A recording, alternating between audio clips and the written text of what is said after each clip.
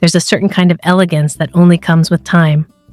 When you're in your 20s or 30s, style is often about experimenting, trying on trends, figuring out who you are, mimicking what's in.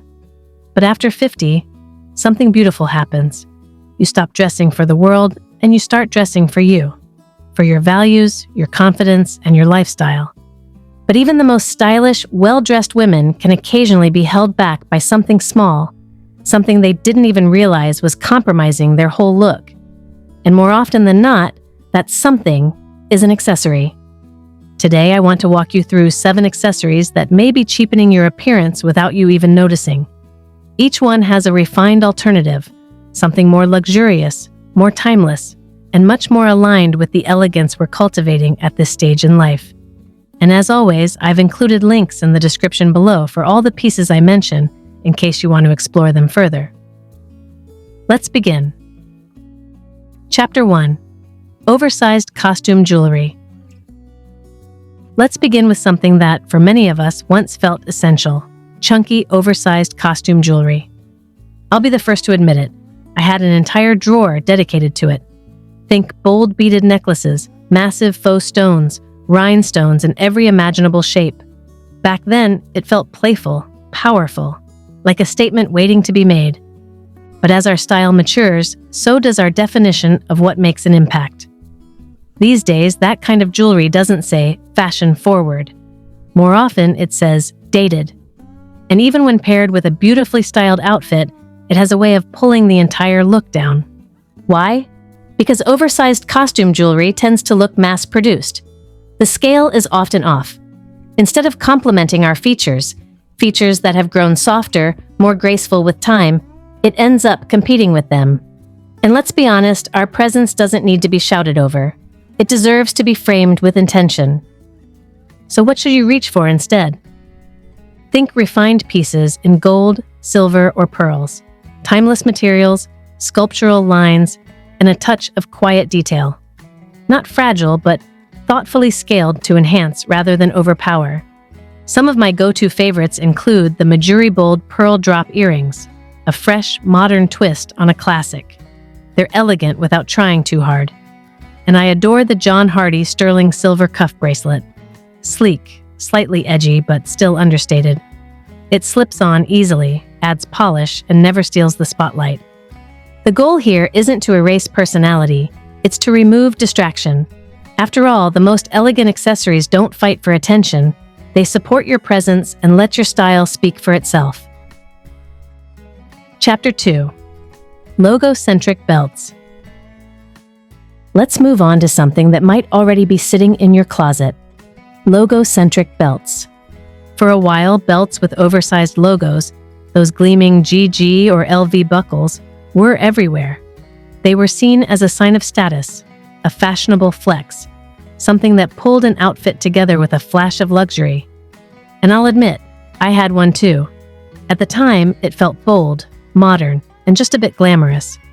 But the truth is, style after 50 becomes less about being recognized and more about being remembered.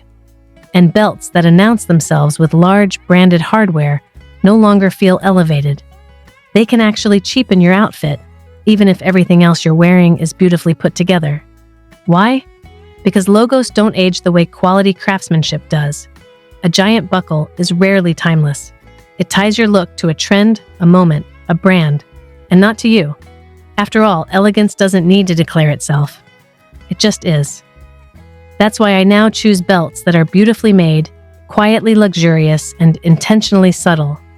I reach for pieces like the CUYANA wide leather belt, which has no obvious branding, just a soft, structured shape and buttery Italian leather. It sits at the waist with the kind of strength and minimalism that says, I know exactly what I'm doing. And on days when I'm wearing high-waisted trousers or a fitted sheath dress, I often slip on the TALBOTS slim leather belt, a narrow, refined option with a delicate brushed gold buckle that finishes the look without overpowering it. It cinches in just enough, adds polish, and lets the rest of the outfit shine. That's the difference. A refined belt complements your frame and your clothing. It doesn't try to be the star of the show. When you're dressing with intention, everything you wear should reflect who you are. not the brand you're wearing. And that's the shift, letting your style lead the conversation, not your labels. Chapter 3. Nylon or printed tote bags. Now let's turn to a category most of us underestimate: the everyday handbag, specifically those saggy canvas totes or printed nylon carry-alls we often reserve for errands or casual days out. I understand the logic. They're practical, lightweight, spacious, and we tell ourselves, I'm just running out quickly, I don't need to look polished. But here's the thing. Your handbag is always part of the frame people see. It moves with you. It sits at your side. And whether you mean to or not, it makes a statement, loud and clear. So when everything else you're wearing reflects thought and elegance, a tailored coat, crisp trousers, well-chosen shoes, but your bag looks like a tired afterthought, the contrast is striking. That old canvas tote, even if it's designer, pulls the tone of your entire outfit down. Style after 50 is about harmony, so your handbag should hold its shape, both literally and stylistically. That's why I now reach for structured leather handbags, pieces that don't just carry my things, but add shape, purpose, and polish to my silhouette. For everyday wear, I absolutely love the Saint Laurent Manhattan tote. It's structured but never stiff, elegant but practical. The clean lines and minimal gold detailing make it incredibly versatile, effortlessly chic whether I'm in jeans and flats or heading to a lunch meeting. And when I want something smaller, a bit more charming but equally elevated, I'll reach for my POLÈNE Numéro Nano in smooth leather. The silhouette is soft yet defined, and it has this quiet, Parisian elegance that works just as beautifully for coffee runs as it does for evening cocktails. It's the kind of piece people notice, not because it's loud, but because it's clearly crafted with care. And yes, I've linked both of these options in the description below so you can take a closer look. Here's the truth I've come to appreciate. Your bag doesn't just carry your essentials, it carries your presence. And even on casual days, that presence deserves to be respected. So if you're still relying on that collapsible nylon tote or a printed canvas carry-all from years ago, ask yourself, does this bag reflect the woman I am today? Because a refined bag doesn't need to be extravagant. It just needs to be intentional. And often, that one simple switch, from soft and saggy to sculpted and structured, is all it takes to instantly elevate your entire look. So, what have we done so far? We've swapped out the chunky jewelry for refined, sculptural accents. We've replaced the shouty belts with quiet, beautifully crafted ones. And we've upgraded the everyday tote to a piece that truly reflects your grace. Already, your wardrobe is evolving, and we've only covered 3 items. In the next segment, we'll tackle sparkly accessories that do more harm than good, sunglasses that work against your natural elegance, and one surprising everyday object that's quietly clashing with your style. These aren't just tips, they're stepping stones toward a wardrobe that's completely aligned with who you are now, poised, powerful, and above all, effortlessly refined. Chapter 4. Sparkly or glitter-encrusted accessories.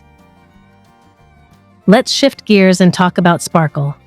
More specifically, those glittery accessories, rhinestone-covered clutches, or crystal-studded shoes that were once our go-to for dressing up. I remember loving them in my 30s and 40s. A pair of shimmering heels or a glitzy necklace felt like instant glamour. It was all about catching the light, drawing the eye, making a statement. But over time, I started to notice something. The more sparkle I added, the less polished I felt. After 50, those glitter-encrusted pieces don't create sophistication, they detract from it. They can make even the most tailored outfit feel costumey, a little overdone, even a bit dated. Because sparkle, when it's excessive or artificial, doesn't read as luxury anymore. It reads as trying too hard. That doesn't mean we have to abandon elegance or drama. We just need to choose accessories that reflect light with depth, not dazzle with distraction. For example, instead of sequined pumps, I now reach for rich, tactile textures, like a pair of black velvet AQUAZZURA bow tie flats. They're delicate, sculptural, and soft in all the right ways. They catch the light, yes, but in a way that feels quietly intentional. And if I need a clutch for an evening out, I no longer default to rhinestones or metallic sequins.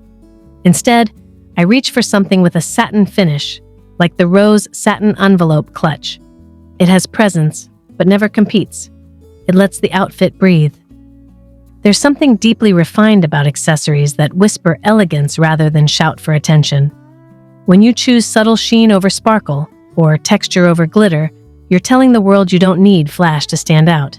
You have nothing to prove, only presence to express. Chapter 5. Bulky Plastic Sunglasses. Now let's talk about sunglasses, something we reach for almost daily, yet rarely reassess as our style evolves. Oversized plastic frames with mirrored lenses or overly thick detailing were once the definition of fashion forward. They had that celebrity feel, a bit of edge. But here's the thing, they don't wear the same way after 50. Bold, bulky sunglasses tend to overpower your features. They're not flattering, they're distracting. And when the frames are too trendy or flashy, they stop looking stylish and start looking costume-like. It's especially noticeable when the lenses are mirrored, reflective, or tinted in loud colors. They pull attention away from your natural elegance and draw it into gimmick territory. What I've found is that after a certain age, structure and proportion matter even more. The right sunglasses should frame your face, soften your angles, and complement your wardrobe, not clash with it. I've personally fallen in love with CELINE's cat eye sunglasses. The shape is flattering, not exaggerated. The acetate is polished, but never plasticky. They have just enough attitude, but in a way that feels intentional and sleek. On the days I want something more delicate, Oliver Peoples' gold wire-rimmed aviators are my go-to. They're lightweight, refined, and have a beautiful, vintage-inspired silhouette that pairs effortlessly with both casual and formal looks. You can wear them with a linen blouse or a wool coat, and they elevate either one. If you wear prescription lenses, I recommend exploring Frames by Garrett Late.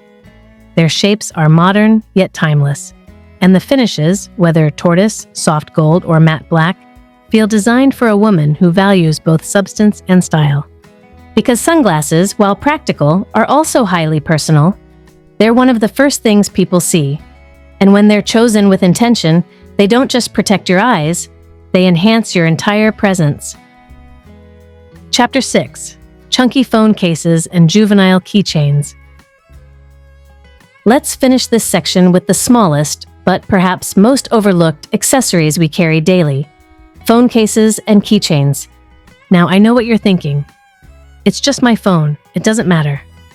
But oh, it does, because our phones are in our hands constantly. They sit next to our wallets, on cafe tables, in our coat pockets, and whether we realize it or not, they've become part of our outfit. So when your phone case is glittery, bright pink, rubbery, or cartoon-themed, it's not just functional anymore. It's fighting with your outfit. The same goes for oversized, jangly keychains or novelty fobs that might have felt fun once, but now feel more like something you'd hand to your teenage niece. Over time, I've found that refining these everyday details makes a tremendous difference. It's like putting a frame around a painting. You may not notice it at first, but it sets the tone for the entire piece. Now I carry my phone in a Soffiano leather case by Aspinall of London. It has a soft, structured finish, a sleek card slot on the back, and never detracts from what I'm wearing. It simply fits, both aesthetically and functionally. For keys, I've retired the clunky plastic and instead use a Louis Vuitton monogram key pouch. It's elegant, compact, and tucks easily into any bag while keeping things organized. On days I'm in the mood for something even more minimal, I'll carry a slim leather valet key holder in a rich neutral, something you'd barely notice, and that's the point. It's the smallest details, your keys, your phone, the texture of your belt, that pull your look together and reflect the care you've taken with your image. When those things align, your outfit doesn't just look polished, it feels whole. So far, we've covered a lot of ground. You've learned how to gracefully trade sparkle for texture, how to swap clunky sunglasses for sculpted sophistication, and how to turn your everyday phone and keys into quiet statements of refinement. Each of these changes may seem small, but the result? Profound. Because elegance at this stage in life isn't about grandeur, it's about curation. Choosing the things that reflect the woman you've become. Strong, poised, selective, intentional. In the final chapter, we'll tackle one last accessory that might surprise you.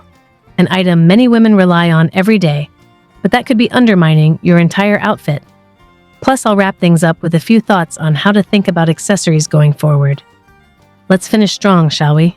You're just one step away from the final polish. Chapter 7. Sporty or fabric strap watches. Let's finish with a small detail that has an outsized impact. The watch. We often wear one without thinking. It's just there, telling time or tracking steps. But in a wardrobe built on refinement, your watch should be more than a utility. It should feel like jewelry, a finishing touch, a quiet nod to your taste. That's why those sporty watches, plastic fitness trackers, or nylon strap designs tend to clash with an otherwise elevated look. I've seen it again and again. A woman steps out in beautifully tailored wool trousers, a camel coat, elegant shoes, and then at the wrist, a neon rubber band. Just like that, the outfit loses its harmony. Now, I'm not suggesting you stop tracking your health or wearing smart tech, but even your Apple Watch can be elevated if you're thoughtful with the strap. I replaced my silicone band with a rich chocolate leather option from Bandwork, and instantly, my watch stopped looking like a gadget and started looking like a statement piece. And when I want to wear something timeless, something that feels like an heirloom, I reach for my Cartier Tank Must. The rectangular face, the soft leather band, the quiet confidence of it all. It doesn't demand attention, but it absolutely commands it. Another favorite is the Jaeger LeCoultre Reverso Classic. With its Art Deco lines and understated elegance, it's the kind of piece that pairs effortlessly with everything from silk shirt dresses to knitwear and jeans. If you prefer a metal bracelet, you might love something like the Hermes Nantucket in rose gold, refined, feminine, and beautifully minimal. It catches the light gently without overpowering your wrist. The key here isn't to abandon practicality, it's to bring intention to the practical. A watch, like any accessory, should elevate your presence, not interrupt it. Let's take a breath here. We've gone through all 7 accessories, each one seemingly small, but collectively, they shape your entire aesthetic. And the most powerful takeaway isn't that you have to throw everything out and start from scratch. Number. That's not elegance. That's panic. What I'm offering today is something far more thoughtful, a lens through which you can edit, refine, and elevate your wardrobe. Because elegance after 50 doesn't come from trend chasing or over-accessorizing. It comes from knowing what works for you, from aligning your style with your values, from having the discernment to say, this piece may have served me once, but it no longer reflects the woman I am today. That, my friend, is power. Let's be honest. After 50, we've already navigated the noise. We've experimented, invested, made mistakes, had our fun. But now? Now it's about choosing quality over quantity, confidence over clutter. And accessories, those finishing touches, can either elevate your entire look or chip away at it. That's why they matter. A cheap, glittery clutch might make your outfit feel like an afterthought. A saggy nylon tote could undo the polish of your whole look. And a loud logo belt or a plastic watch strap, though small, can send the wrong message that we're trying to impress rather than express. But when we choose better, when we invest in refinement, everything changes. A structured leather bag like the POLÈNE Numéro Nano, a matte velvet flat from AQUAZZURA, or a simple CELINE cat-eye frame. These don't scream wealth or trendiness. They whisper elegance. They say, this woman knows who she is, and she dresses accordingly. You'll find links to every piece I've mentioned today in the description below. These are not fast fashion suggestions. They're timeless investments that grow with you, reflect your taste, and support the legacy of your style. And no, you don't need to buy them all at once. In fact, I'd suggest you don't. Let your wardrobe evolve with you. Start with the one accessory that resonated most today. Remove what no longer fits your aesthetic. Replace it with something that feels like you, the current, confident version of you. Because after 50, your wardrobe should feel like a reflection of your best self. And your accessories? They're the punctuation marks on that sentence. Choose them well. If this video spoke to you, if it helped you see your wardrobe in a new light, leave me a comment below. Tell me, which accessory are you ready to let go of? What elegant piece are you excited to invest in next? And if you found today's advice helpful, I'd love for you to subscribe. I share weekly videos for women just like you, those who've outgrown fast fashion and are now stepping into a wardrobe that reflects their lifestyle, grace, and purpose. Remember, elegance isn't expensive. It's considered. It's in the way your handbag holds its shape, how your sunglasses flatter your cheekbones, how your watch band matches your tone, not just your time. The most stylish women I know don't wear more. They wear better. And they wear it with presence, with confidence, with ease. So whether you're editing your accessories, upgrading your essentials, or simply beginning to see your style through a more refined lens, know that you're right on time. Because grace after 50? It's not accidental. It's curated. And you, my friend, are the curator. Until next time, keep dressing for the life you've built and the woman you've become. You've more than earned it.